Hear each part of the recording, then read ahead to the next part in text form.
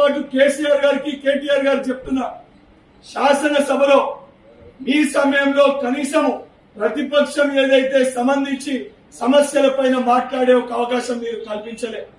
ఈరోజు మేము ఇచ్చిన సంక్షేమ పథకాలపైన గాని, మేము పరిపాలిస్తున్న తీరుపైన గాని చాలా స్పష్టంగా ఏదైతే ప్రతిపక్షము వారి యొక్క మాటలు వారు మాట్లాడాలని చెప్పి అవకాశాన్ని మేము కల్పిస్తున్నాం. బాధ్యత గల ప్రభుత్వంగా, ప్రజా ప్రభుత్వంగా మీరు అడిగిన ప్రతి ప్రశ్న కూడా బాధ్యతతో మేము సమాధానం చెప్తున్నాం. ఇవాళ మేము తీసుకొచ్చిన సంక్షేమ పథకాలు అన్ని కూడా ఒకటొకటిగా ప్రతి ఒక్క వ్యక్తికి కూడా, లబ్ధిదారులందరూ కూడా చేకూర్చాలి, వాళ్ళకి అందించాలి అని చెప్పి ఒక దృఢ సంకల్పంతో తెలంగాణ రాష్ట్ర వ్యాప్తంగా గ్రామ సభల్ని కూడా ఏర్పాటు చేసి ప్రజల అభిప్రాయం సేకరించిన ప్రభుత్వం ఈ ప్రజా ప్రభుత్వం.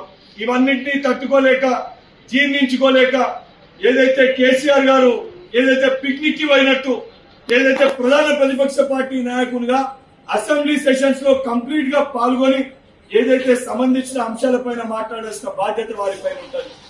వారు రాకుండా ఏదైతే వారి కుటుంబంలో జరుగుతున్న అంతర్గత కొట్లాటకి ఆ కుర్చీ అల్లునికి ఇస్తే కొడుకు అలుగుతాడని, కొడుకుకిస్తే అల్లుడు అలుగుతాడని చెప్పని, ఇద్దరి మధ్యలో బిడ్డ కొట్లాడుతుందని చెప్పని అతనేమో ఫార్మ్ హౌస్ కే పరిమితమైండు.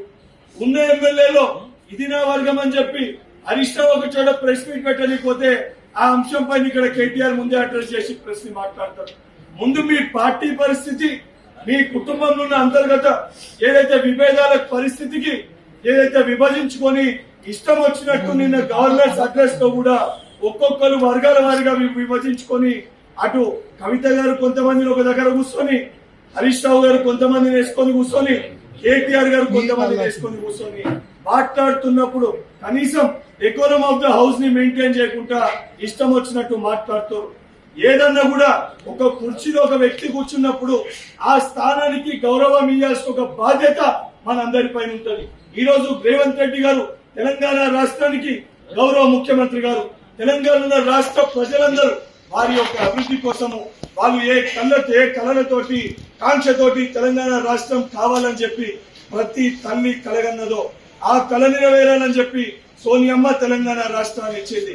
ఆ కళలన్నింటినీ కూడా సాకారం చేస్తారని చెప్పి రేవంత్ రెడ్డి గారి పైన, రాహుల్ గాంధీ గారి పైన నమ్మకం పెట్టుకుని కాంగ్రెస్ పార్టీని ప్రజలు ఓట్లేసి గెలిపించిన మొదటి రోజుకెళ్ళి కూడా ప్రజలకి మెరుగైన పరిపాలన అందించాలి.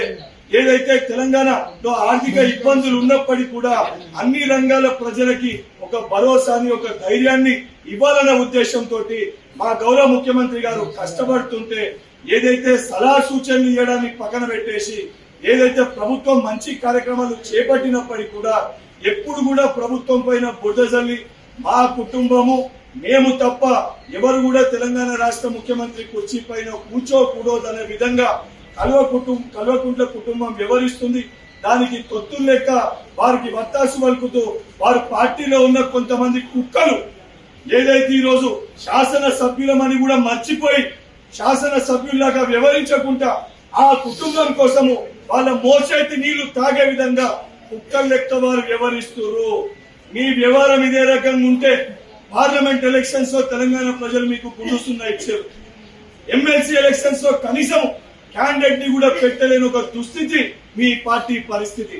ఇదే రకంగా మీ వ్యవహార శైలి ఉంటే పిచ్చి కుక్కల్ని కదా ఏ రకంగా రాళ్లతోటి తరిమి కొట్టే పరిస్థితి ఉంటుందో తెలంగాణ రాష్ట్రానికి వెళ్ళి కూడా. ప్రపంచంలో ఏ మూల ఏ క్షణం ఏం జరుగుతుందో వేగంగా తెలుసుకోవడానికి తొలి వెలుగు వాట్సాప్ ఛానల్ ని ఫాలో చేయండి.